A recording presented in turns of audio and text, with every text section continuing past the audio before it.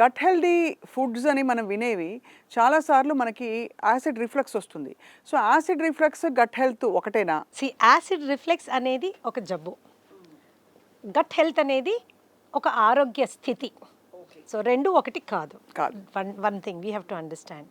మనం ఏమి తిన్నా అది జీర్ణం అయ్యేటప్పుడు పొట్టలో ఉన్నటువంటి సూక్ష్మక్రిములు ప్రధానమైనటువంటి పాత్ర వహిస్తాయి.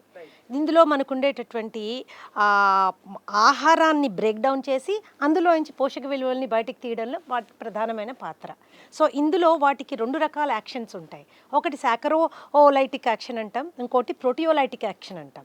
అంటే షుగర్ అండ్ గ్లూకోజ్ మీని బ్రేక్ డౌన్ చేసి దానిలో నుంచి మనం తీసుకునేవి.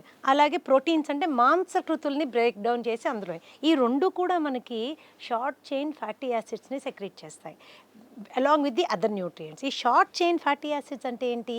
గుండె జబ్బులు రాకుండా, గుండె చాలా కాలం దీర్ఘకాలంగా చక్కగా పనిచేయడానికి అవసరమైనటువంటి శక్తిని అండ్ అవసరం లేనటువంటి ఇన్ఫ్లమేషన్ని తగ్గించేటటువంటి రసాయనాలే షార్ట్ చైన్ ఫ్యాటీ యాసిడ్స్.